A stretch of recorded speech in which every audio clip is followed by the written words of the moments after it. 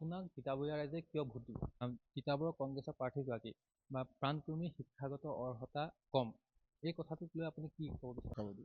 প্ৰাণকৰ্মীক তিতাবৰীয়া ৰাইজে বিশ্বাসত ল'ব বুলি আমি ভাবেনে? এটা কথা চৰ্চা চলে যে নিৰ্বাচনৰ সময়লৈ যে চিপৰাং মৰা ৰাজনীতি বুলি এটা চলে, এই চিপৰাং মৰা ৰাজনীতি আপোনাৰ লগত চলিব বুলি ভাবে নেকি?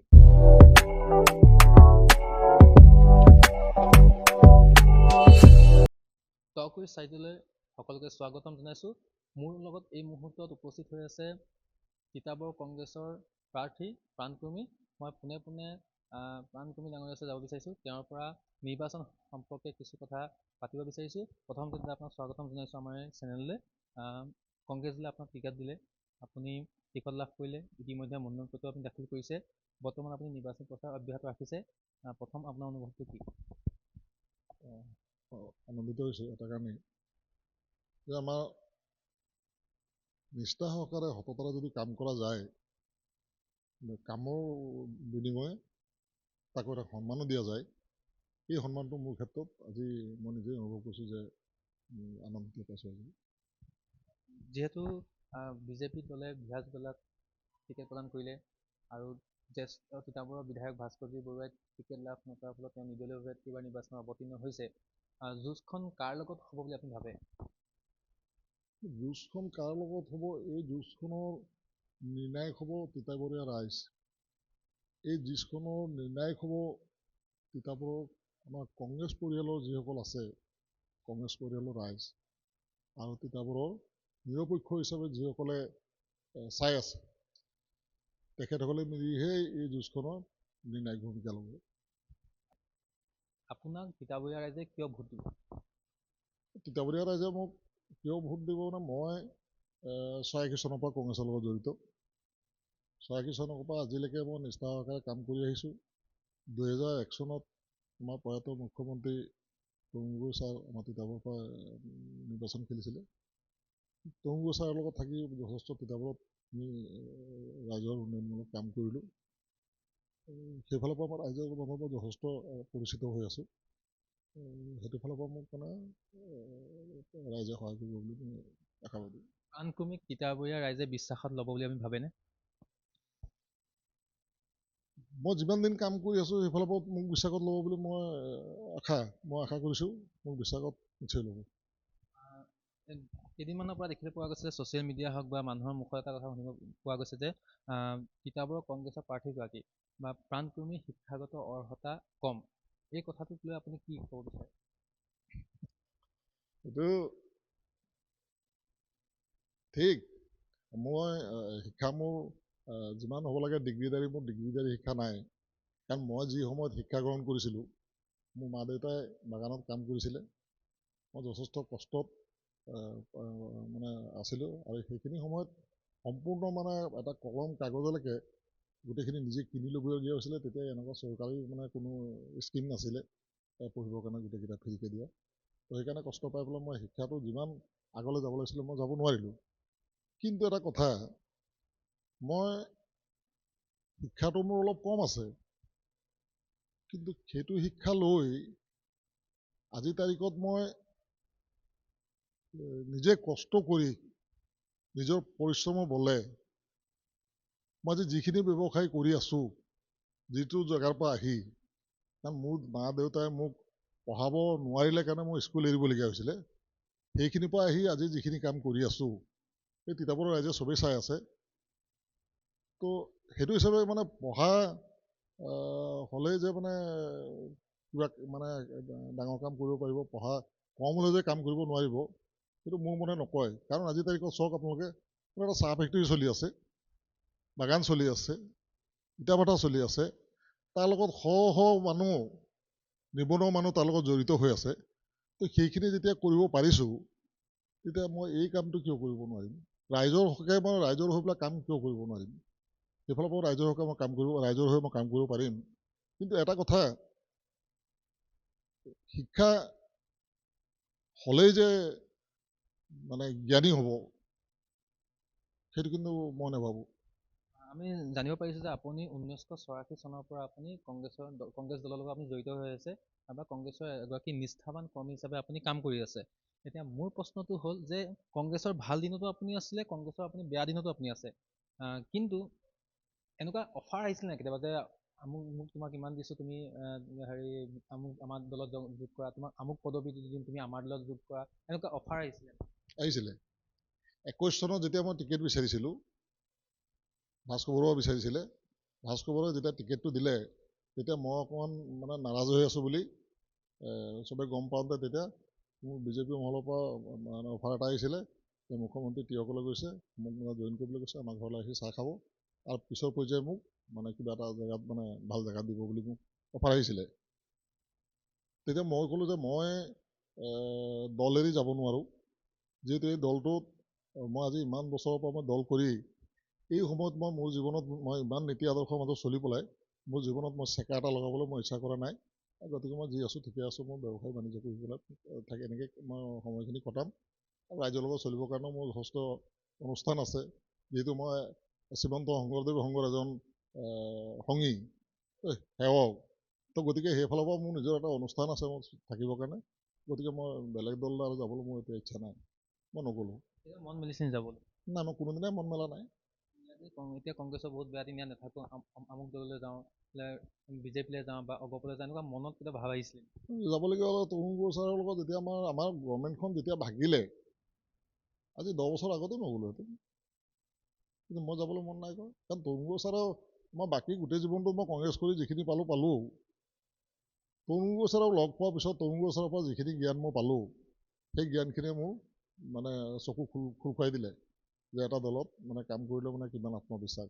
তৰুণ গোস্বামীয়ে মোক যিমান বিশ্বাস কৰিছিলে সেই বিশ্বাসৰ মই বিশ্বাসঘাতক কৰিব মই নোৱাৰিলোঁ, তাৰমানে এইটো মই কৰিব নোৱাৰোঁ।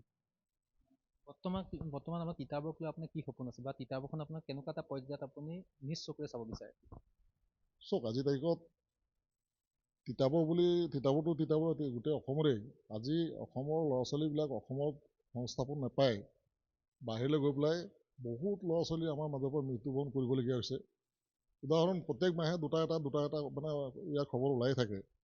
তো মোৰ প্ৰথমটো হ'ল তিতাবৰৰ মানে আমাৰ নৱপ্ৰজন্ম যিটো উঠি আহিছে, এই নিবনুৱা সমস্যাটো আমি তিতাবৰৰ পৰা ক'তো নোযোৱাকৈ তিতাবৰতে কি কৰিলে ৰাখিব পৰা যাব, তাৰ কাৰণে মই বিকল্প চিন্তাটো কৰি উলিয়াবৰ কাৰণে মই সম্পূৰ্ণ চেষ্টা কৰিম। এইটো তিতাবৰৰ কেইটামান জ্বলন্ত সমস্যা আছে, আপুনি নিশ্চয় গম পায় যে খোৱা পানী সমস্যা তিতাবৰ এটা জ্বলন্ত সমস্যা, হাতী মানুহৰ সংঘাত সেইটো ডাঙৰ সমস্যা, এতিয়া নতুনকৈ আহিছে বান্দৰৰ উপদ্ৰৱ, এতিয়া তিতাবৰ ডাঙৰ সমস্যা। বিশেষকৈ তিতাবৰত পাৰ্কিঙৰ সুব্যৱস্থা নাই, যান জঁটৰ সমস্যা আছে, লগতে তিতাবৰত বিভিন্ন ধৰণৰ সমস্যা ভৰপূৰ, বাট পথৰ সমস্যাটো আছেই। এই সমস্যাসমূহ সমাধান কৰাৰ ক্ষেত্ৰত প্ৰাণকৰ্মী সফল হ'ব পাৰিবনে? প্ৰথমটো মই যান জঁটৰ কথাটো কওঁ। যান জঁটৰ কাৰণে আমাৰ গভৰ্ণমেণ্ট থাকোঁতে তৰুণ গোস্বামীয়ে নিজে আধাখিলা কৰিছিলে বাইপাছ এটা বনাবৰ কাৰণে। সেই বাইপাছটো আধাখিলা কৰিলে, ইতিমধ্যে আমাৰ গভৰ্ণমেণ্ট নাইকিয়া হ'ল, বিজেপি দলে শাসনলৈ আহিলে।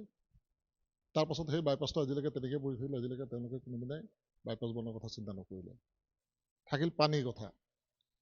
পানীটো 14,000 কোটি টকা খৰচ কৰি পেলাই জল জীৱন আঁচনি বুলি যিটো মানে তেওঁলোকে ঘৰে ঘৰে নল লগালে, পাইপ লগালে, কিন্তু আজিলৈকে তিতাবৰে নহয় ক'তো আজিলৈকে বিশুদ্ধ খোৱা পানী অকণমান নাই পোৱা। আৰু বাকীতো সেইবিলাক তেনেকুৱা ধৰি মানে ৰাস্তা পদূলিৰ কথা ক'বলৈ গ'লেতো ৰাস্তা পদূলি যিকেইটা তৰুণ গোস্বামীৰ দিনত যিকেইটা ৰাস্তা পদূলি আমাৰ যিটো কাঠৰ দলং যিবিলাক আছিলে, গোটেই কাঠৰ দলংখিনি উঠাই পকী দলং বনালে। তাৰপাছত ৰাস্তা পদূলি যিখিনি বনালে সেই ৰাস্তা পদূলিখিনি মই ৰিপেয়াৰিং হোৱা দেখা নাই। আজি মই নগাঁৱৰ ফালে গৈ আছোঁ, যিটো অৱস্থা, গাড়ী মানে এজেগাতে দুজেগাত মোক ঠেলিবলৈ উলিয়াবলগীয়া হৈছে, শ্লিপ খাইছেগৈ। তো গতিকে তালৈকে হৈছে বুলি ক'লে। ইতিমধ্যে আপুনি বহুকেইটা গুৰুত্বপূৰ্ণ মন্তব্য কৰিছে। মই আপোনাক সুধিব বিচাৰিছোঁ, যদি আপুনি জয়ী হয়, যদি আপুনি তিতাবৰৰ বিধায়ক হয়, তিতাবৰবাসীৰ বাবে এনেকুৱা কি 5টা কাম কৰিব, যিকেইটা 5টা কাম আপুনি তিতাবৰবাসী ৰাইজক আপুনি প্ৰতিশ্ৰুতি দিব? এনেকুৱা কি 5টা কাম কৰিব? মই মনত ভাবি থৈছোঁ। প্ৰথমটো কাম হ'ব মোৰ, তিতাবৰত আমি SSC এটা হাব নিৰ্মাণ কথা আমি চিন্তা কৰিছোঁ। কাৰণ যিহেতু মই দেখোঁ ৰাতিপুৱা যেতিয়া আমি মৰ্ণিং ৱাক কৰিবলৈ যেতিয়া ওলাই যাওঁ, এই কিছুমান ফিল্ডবিলাকত মানে ল'ৰা ছোৱালীবিলাকে ফিল্ডত মানে এক্সাৰচাইজ কৰি থাকে, দৌৰ চৌৰ মাৰি থাকে, কিন্তু দৌৰ চৌৰ যিটো মাৰে তেওঁলোকক অলপ ছিষ্টেমেটিকভাৱে কৰাবৰ কাৰণে সেইটো যত্ন কৰিম। কাৰণ যিহেতু এই ল'ৰা ছোৱালীখিনি আজি ল'ৰা ছোৱালীখিনিৰ আমাৰ যাতে ভাৰতীয় পৰ্যায়ে মানে যিকোনো সেনাবাহিনীৰ মকৰল হ'বৰ কাৰণে তেওঁলোকৰ কাৰণে সুবিধা হ'ব।